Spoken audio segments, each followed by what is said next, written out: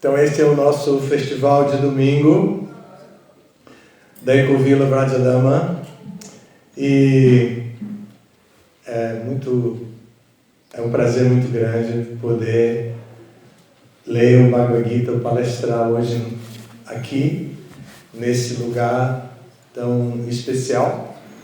Temos alguns convidados novos, especialmente o Ramanjaneya e a nossa amiga Sri Janavi, que nasceu aqui praticamente, foi criada aqui, que nem a Dana Kelly, que estava aqui passeando, ela fazia o mesmo aqui nessa mesma sala. Agora está casada e nos visitando. Então é um prazer muito grande poder falar aqui. E Maharaj Yamunacharya começou um estilo de festival de domingo bem leve aqui. Eu queria entrar nessa onda também. Eu pensei num verso que nós pudéssemos hoje falar, que é um verso do Bhagavad Gita muito conhecido, é conhecido como a Fórmula da Paz, e é do 5º capítulo da Bhagavad Gita, e surge dentro de um cenário bem difícil do livro, porque é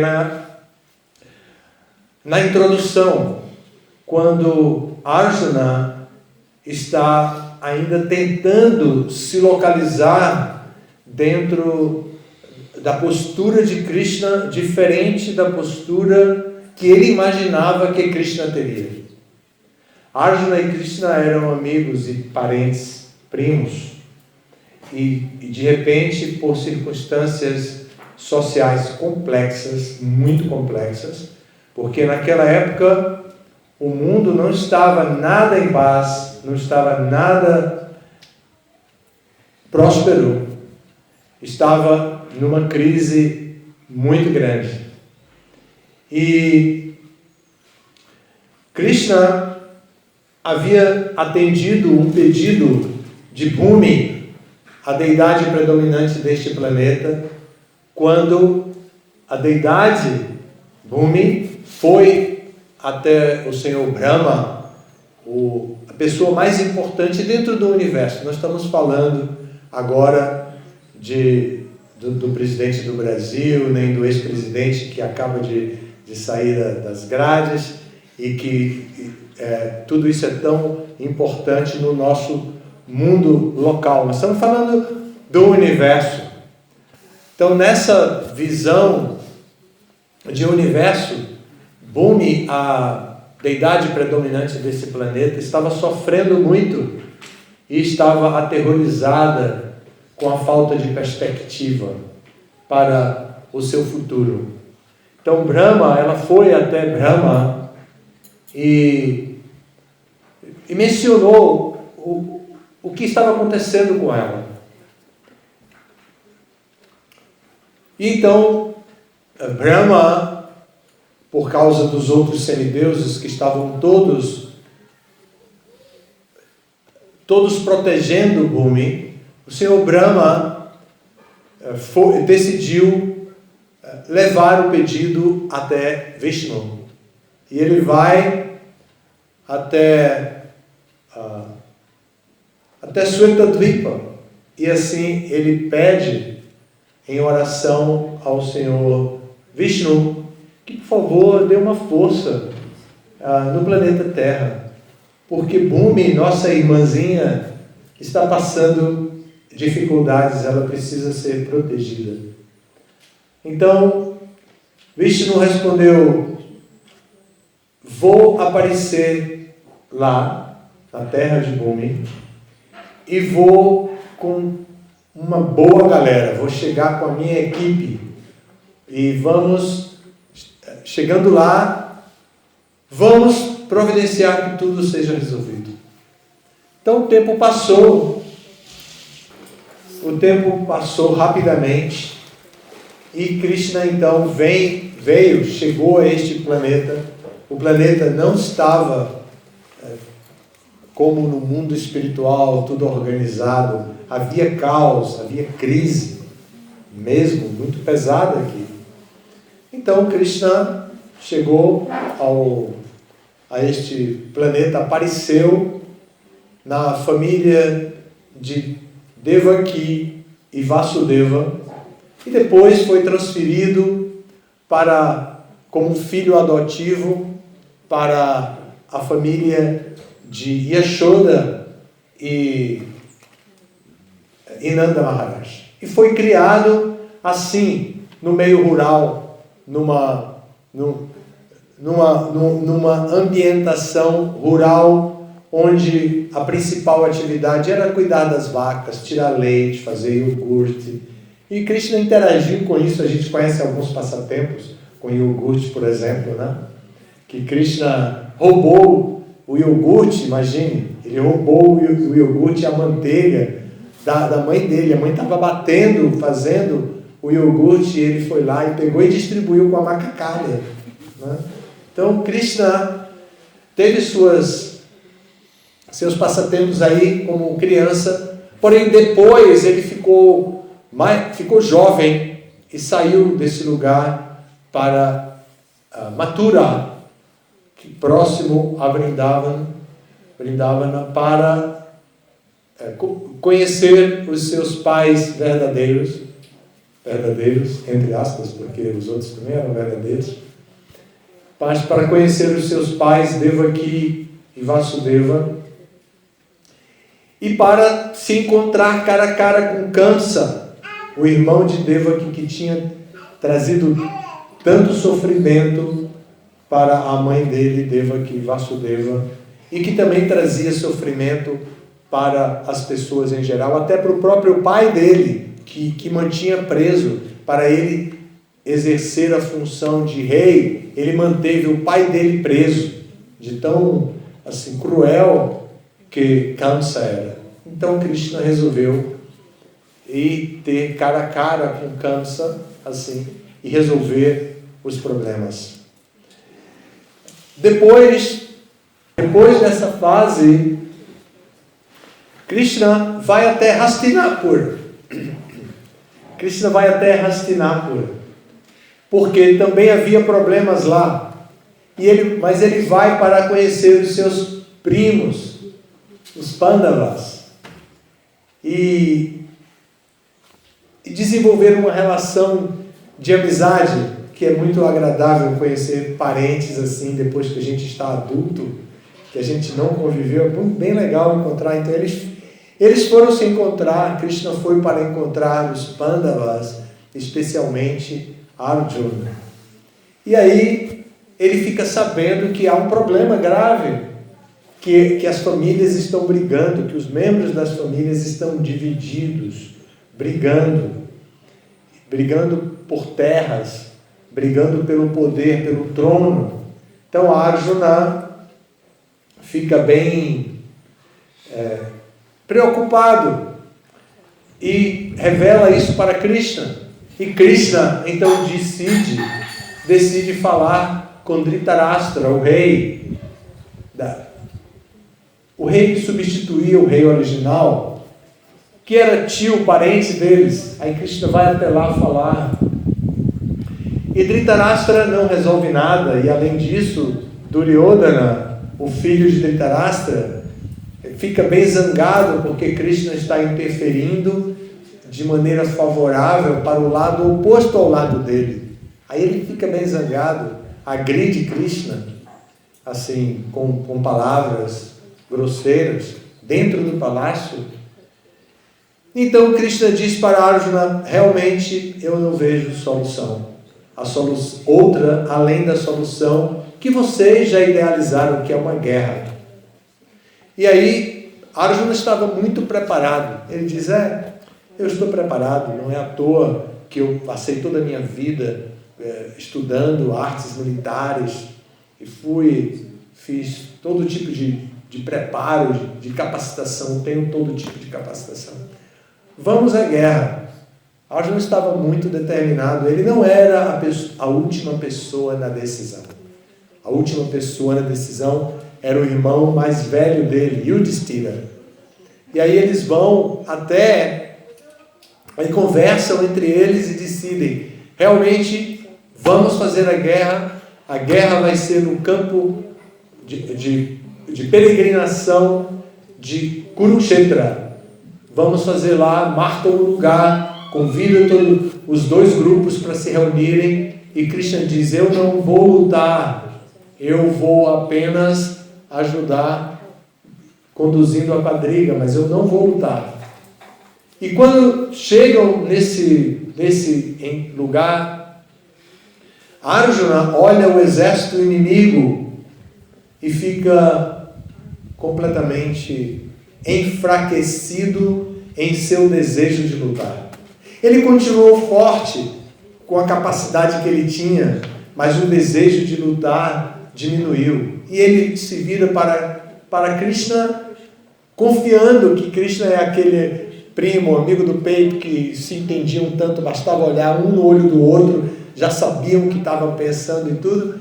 E ele pensa que agora é a hora de sair pela esquerda, assim, do campo de batalha, e deixar a guerra rolando se quisesse rolar. Só que Krishna não se move. E ele tinha o controle do veículo, que era uma quadriga. Krishna era o condutor, 5 cavalos que puxavam o carro de guerra. E Arjuna começa a expressar que não vê razão para aquela luta, e principalmente para ele próprio lutar. Qual o benefício que obteriam de matar parentes e amigos? Então Arjuna levanta esse questionamento. Então Krishna entende que é hora de conversar com Arjuna. E se volta para Arjuna e começa a falar o que posteriormente se tornou este livro, Bhagavad Gita. Este livro contém essa história, a contextualização dessa história, como eu fiz agora, mas contém principalmente a conversa de Arjuna com Krishna. Arjuna pergunta e Krishna responde. E assim segue o primeiro capítulo, o segundo, o terceiro, o quarto, entra o quinto capítulo, que sempre lidando com esta perplexidade de Arjuna. Arjuna está perplexo e ele quer saber, porque ele já tem cultura suficiente, ele quer saber sobre o resultado da ação. Ele quer saber sobre o apego ao fruto do trabalho. Ele quer saber como se livrar do fruto, da reação ao trabalho. Então ele está preocupado com tudo isso, e ele quer saber de tudo isso, e começa faz algumas perguntas no capítulo 2.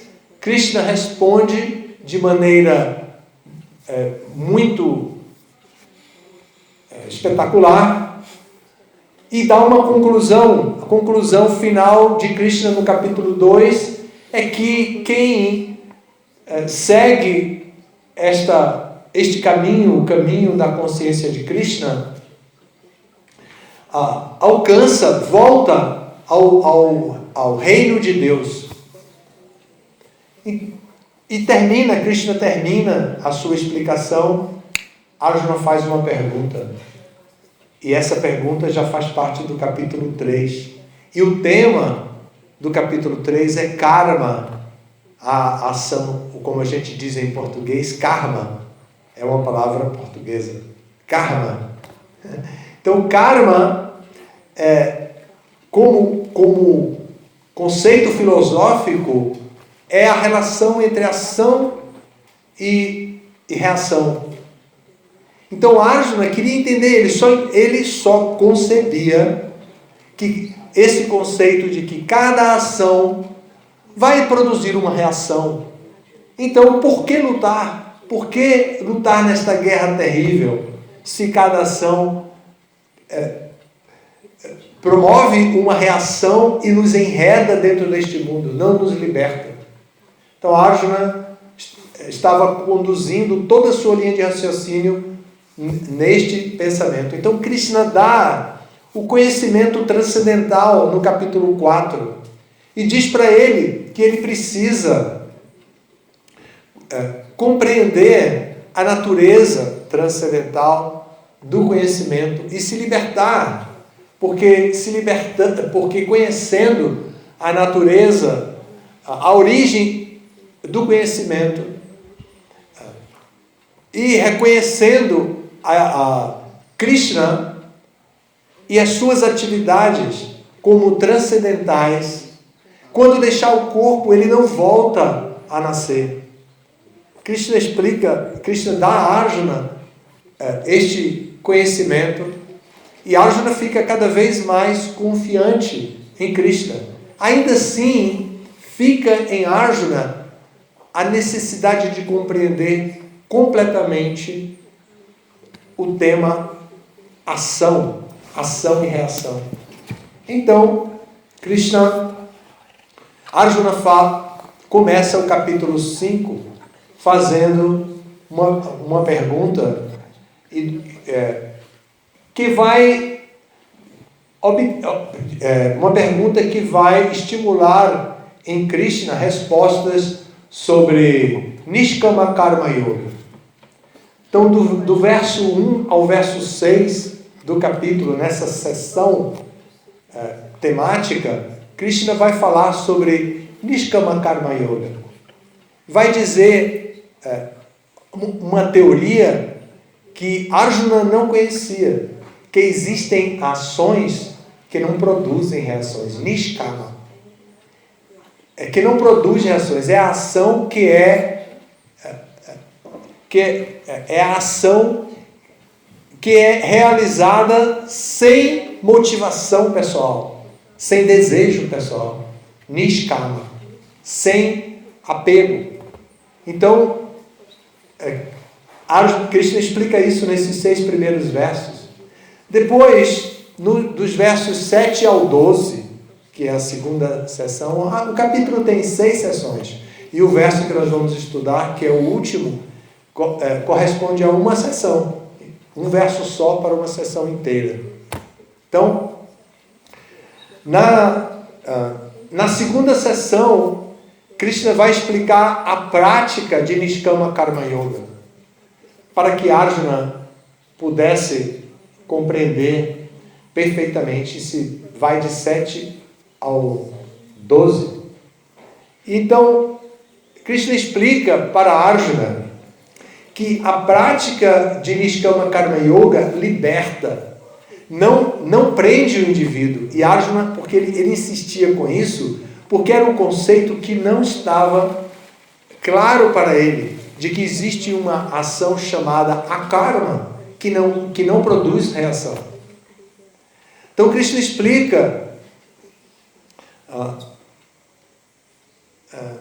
explica então a Arjuna que existem alguns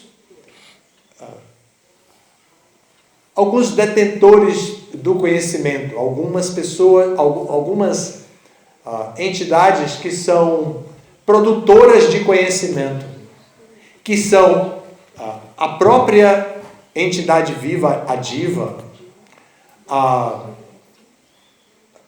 a super-alma também. Então, Krishna explica que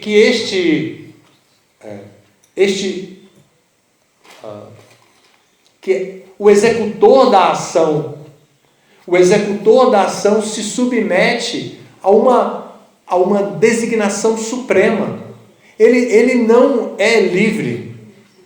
Embora ele seja a Diva, e embora ele pareça atuar, ele atua de acordo com os modos da natureza. E os modos da natureza não são absolutos, porque existe uma autoridade superior aos modos da natureza, que é a super-alma.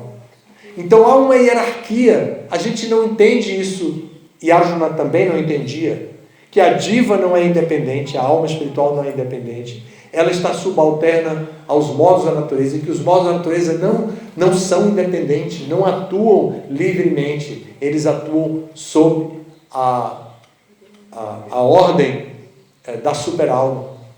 Então, Krishna explica os executores da ação, para depois falar de liberação, que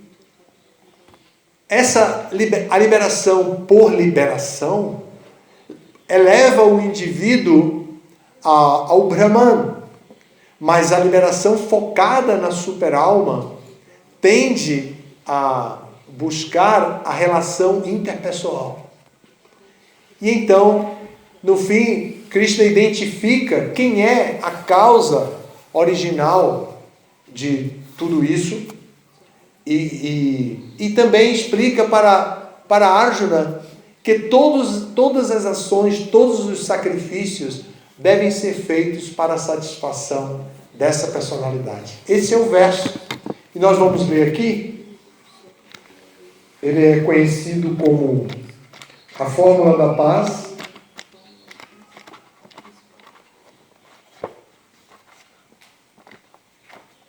E ele identifica, ele aponta quem é a pessoa suprema. E como devemos nos relacionar com a pessoa suprema para estar completamente livre de toda a influência do karma e então poder viver em paz completamente. Bhoktaram Jagyatapasam Sarvaloka Maheshwaram Suhridam Sarvabhutana Yatvamam Shantirichati. Então Bhoktaram significa o beneficiário. Yagya, dos sacrifícios, Tapasam, e das penitências e austeridades. Sarvaloka, de todos os planetas e seus semideuses. Maheshwaram, o Senhor Supremo. Suhridam, o benfeitor. Sarva, de todas. Bhutanam, as entidades vivas. Gyatva, conhecendo desse modo. Mam, a mim. Shanti, alívio das dores materiais. Richati, a pessoa alcança. Agora, olhem que tradução bacana. Quem tem plena consciência de mim, conhecendo-me como o beneficiário último de todos os sacrifícios e austeridades, o Senhor Supremo de todos os planetas e semideuses, e o benfeitor e bem-querente de todas as entidades vivas, alivia-se das dores e misérias materiais. Vamos ver o que Prabhupada diz desse verso. Ele conclui todo o capítulo com o seu significado para esse verso, que é o último do capítulo. As almas condicionadas dentro das garras da energia ilusória estão todas ansiosas por obter paz no mundo material. Mas elas não conhecem a fórmula da paz, que é explicada nesta parte da Bhagavad Gita. A melhor fórmula da paz é simplesmente esta: o Senhor Krishna é o beneficiário de todas as atividades humanas. Os homens devem oferecer tudo em prol do serviço transcendental ao Senhor, porque Ele é o proprietário de todos os planetas e dos semideuses que vivem neles. Ninguém é maior do que Ele. Ele é maior do que os maiores semideuses, o Senhor Shiva e o Senhor Brahma.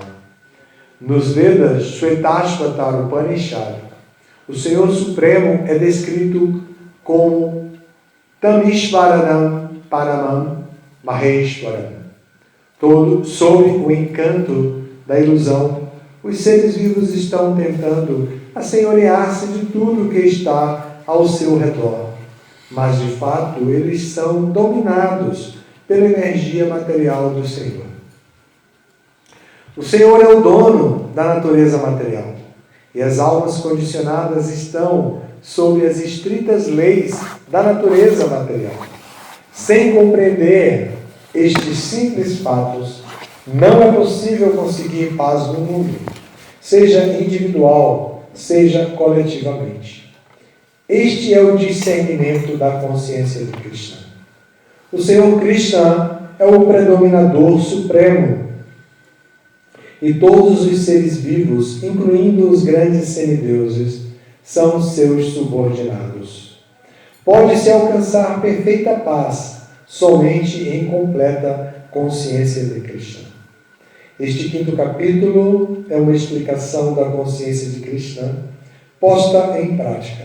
E este método é, em geral, conhecido como Karma Yoga. Sob a influência da especulação mental, pergunta-se como o Karma Yoga pode dar liberação, e aqui está a resposta. Trabalhar em consciência de Krishna é trabalhar com pleno conhecimento de que o Senhor é o predominador. Esse trabalho não é diferente do conhecimento transcendental. Bhakti Yoga é diretamente a consciência de Krishna. E Jnana Yoga é o caminho que conduz a Bhakti Yoga. Consciência de Krishna significa trabalhar com pleno conhecimento da nossa relação com o Supremo Absoluto. E a perfeição desta consciência é o pleno conhecimento sobre Krishna, ou a Suprema Personalidade de Deus. Uma alma pura serve eternamente a Deus como sua parte integrante fragmentária. Ela entra em contato com Maya, ilusão, devido ao desejo de assenhorear-se de Maya, e esta é a causa de seus muitos sofrimentos. Enquanto está em contato com a matéria, ela tem de executar trabalho que visa a satisfazer suas necessidades materiais. No entanto, com a consciência de Krishna, ela ingressa na vida espiritual, mesmo enquanto está dentro da jurisdição da matéria, pois aprende a viver no mundo material, despertando sua existência espiritual. Quanto mais está adiantada, mais se liberta das garras da matéria. O Senhor não é parcial com ninguém. Tudo depende do cumprimento prático dos próprios deveres em consciência de Krishna, que ajudam a pessoa a controlar os sentidos em todos os aspectos e dominar a influência do desejo e da ira.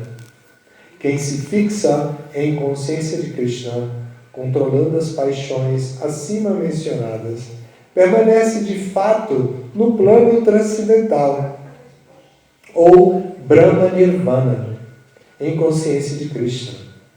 É automática a prática do misticismo do yoga, octupla, porque se cumpre o propósito último. Desculpem, aqui eu falhei na leitura. Em consciência de Krishna, é automática a prática do misticismo da yoga octupla, porque se cumpre o propósito último. Há um processo de elevação gradual na prática de yama, niyama, asana, pranayama, pratyahara, dharana, dhyana e samadhi. Mas estes constituem um mero prelúdio da perfeição através do serviço devocional, que é o único meio que pode conceder paz ao ser humano. Esta é a mais elevada perfeição da vida. Neste ponto encerram-se os significados Bhaktivedanta do 5º capítulo do Srimad Bhagavad Gita, que trata de Karma Yoga, ou ação em consciência de Krishna. Então aqui temos a explicação de Prabhupada sobre este verso, dando também a conclusão de todo o capítulo. O tema vai mudar em breve no Bhagavad Gita. agora ainda é karma e vem sendo karma desde o começo, assim, a ação é mais importante. O próximo capítulo, que é o capítulo 6, ainda vai trazer esse tema. Mas vai trazer na forma da prática, focando em yoga como uma ajuda para o processo de Bhakti.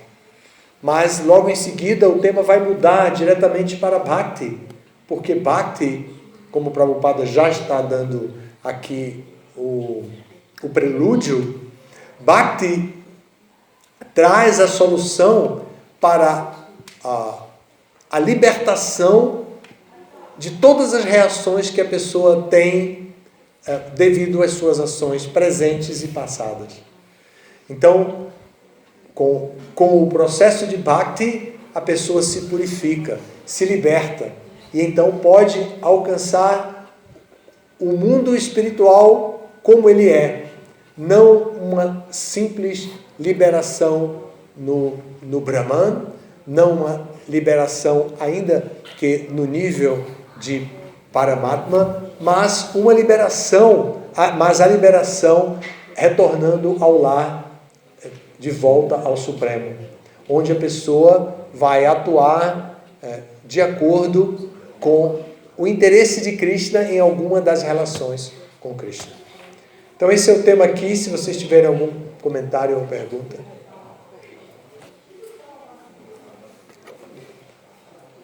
Queria perguntar sobre, porque você estava falando de Bhakti, né? E Prabhupada fala que o serviço devocional puro, ele só começa a partir da plataforma da autorrealização, né? Quando você se torna um indivíduo autorrealizado. Antes disso, o serviço devocional ainda está na plataforma material, né? É motivado pelos modos da natureza material. Então, qual seria o grau do nosso serviço devocional hoje, se ele ainda está assim, envolvido pelo nosso desejo egoísta? O serviço devocional nunca está na plataforma material. Um mero esforço nesse processo pode nos livrar do perigo mais amedrontador, que é retornar a este mundo em uma outra forma que não é a forma humana. Então o serviço devocional nunca é inativo, ele sempre produz o efeito. Nós é que estamos acostumados, treinados a viver neste mundo de acordo com a lei do karma, ação e reação, ação e reação. Então nós ficamos apegados ao fruto do nosso trabalho. Então nesse conceito filosófico que está sendo discutido aqui, a ênfase que Krishna está dando é para Arjuna se libertar do apego ao fruto do trabalho dele. Então, há um processo gradual para isso acontecer. E Krishna dá esse processo explicando Nishkama Karma Yoga, ou Buddhi Yoga, que é o conhecimento junto com a ação. Não apenas a ação, mas a ação com o conhecimento transcendental. É por isso que Krishna dá o capítulo 4, que é conhecimento transcendental. Para Arjuna poder identificar que o conhecimento com a ação é definitivamente libertário. Então aí ele vai obter o resultado que é equanimidade mental, samadhi. Ele vai obter esse samadhi, que é o 8º nível do desenvolvimento de Hatha Yoga. Então, em Bhakti Yoga, se alcança esse nível de samadhi, ou consciência divina, ou consciência de Krishna, se alcança através do processo de Bhakti. Mas o processo de Bhakti pode ser praticado instantaneamente por qualquer pessoa, e ela pratica quando a gente entra em contato com ela. Então essa pessoa, quando ouve um pouquinho a respeito de Krishna, a respeito do processo da consciência de Krishna, a respeito dos livros de Krishna, ela se purifica um pouquinho, e essa purificação jamais é perdida. Agora imagine quando ela toma consciência disso.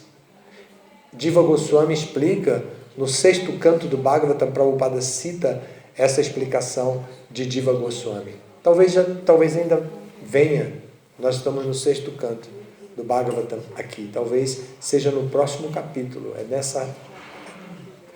nesse tema mesmo. Logo depois que acaba esse tema mais técnico, Prabhupada vai explicar sobre Bhakti, e Diva Goswami explica que existem muitos níveis de Bhakti.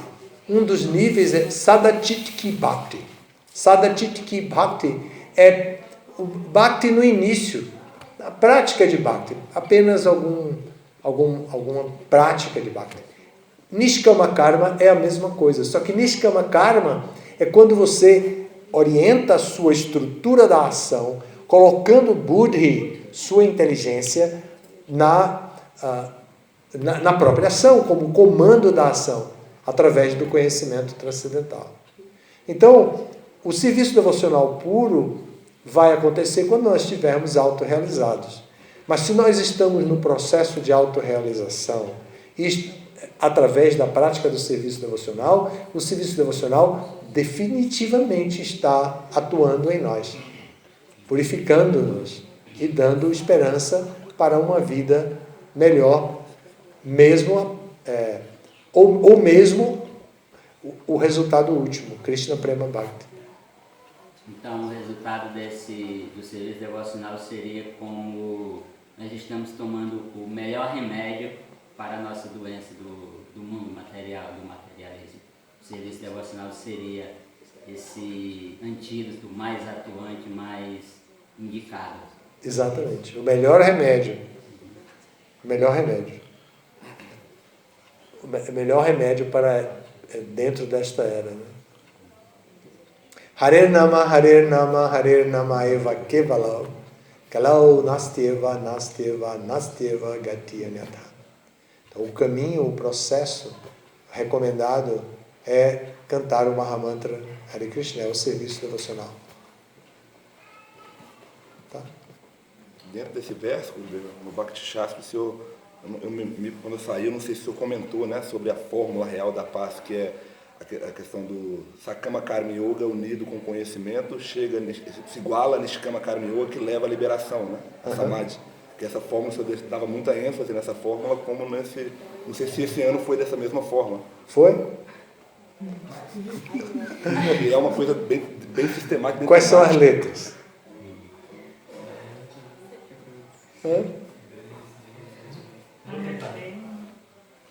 Não, é B, começa com B, né?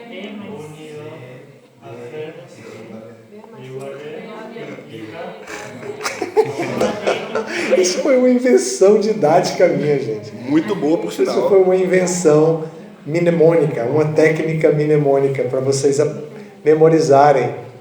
E porque nós fazemos o estudo do Bhagavad Gita numa disciplina preliminar, que é chamada disciplina Bhagavad Gita 1.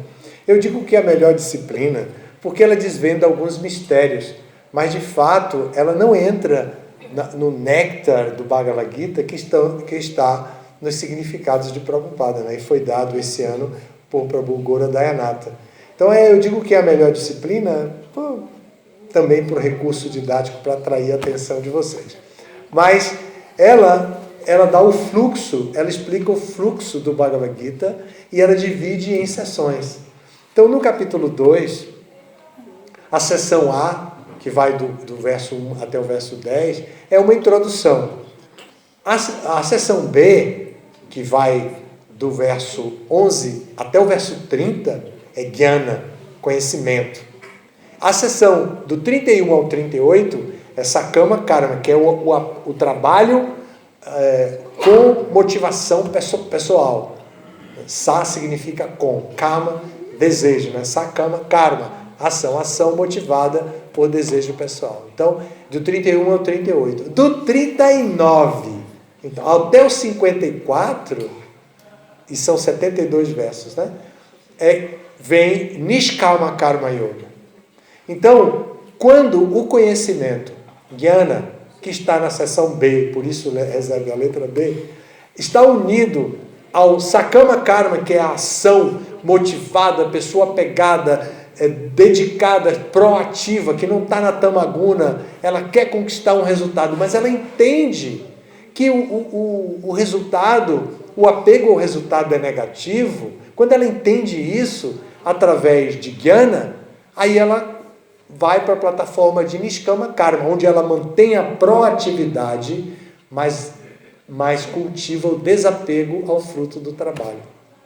Então, e qual é o resultado disso? Samadhi. Samadhi, que é a letra E, né? Consciência de Krishna. Aqui no Nordeste, letra E. Consciência de Krishna. No Bhagavad Gita é a seção número 5, que vai do verso 55 até o verso 72.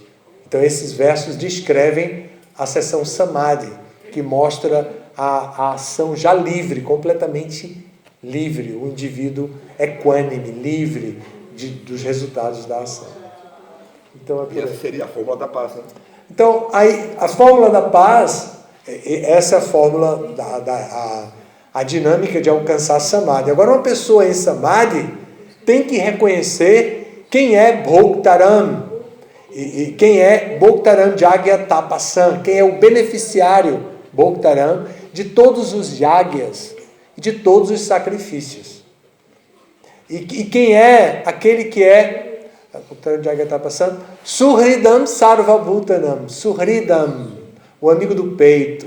Hrid é peito, né? Suhridam Sarvabhutanam, de todas as entidades. Quem é o amigo do peito de todas as entidades vivas? E também quem é Sarvaloka Maheshwaram, o grande, o Senhor de todos os planetas, lokas, e de todos os Maheshwaras, os controladores dos planetas. Imagine, né? Quem é o Senhor de tudo isso? Então, quem reconhece isso como Krishna, então, Gyatwamam, quem me conhece assim, quem tem este conhecimento, Jnana, sobre mim, Gyatwamam, então, Shanti Richati. Shanti é paz, Richati alcança, então alcança a paz. Alcança uma paz inadulterada, alcança a paz interna. Então ele dificilmente internaliza todos os problemas do mundo, porque dentro dele já existe Shanti, paz. Então ele não internaliza nenhum problema externo, que existem devido à interação dos modos da natureza material. Ele entende, aqui está o coquetel dos modos da natureza material. Então, eu não estou interessado nesse coquetel. Então, eu estou interessado, na verdade, eu estou interessado em Samadhi. Eu não estou interessado nessa mistura dos modos da natureza material. É por aí. Prabhupada dá um significado muito rico e muito profundo. Muito obrigado a todos vocês pela atenção. Agora nós precisamos já nos preparar, porque vai ser servida a prasada. Hare Krishna. Obrigado a todos nós.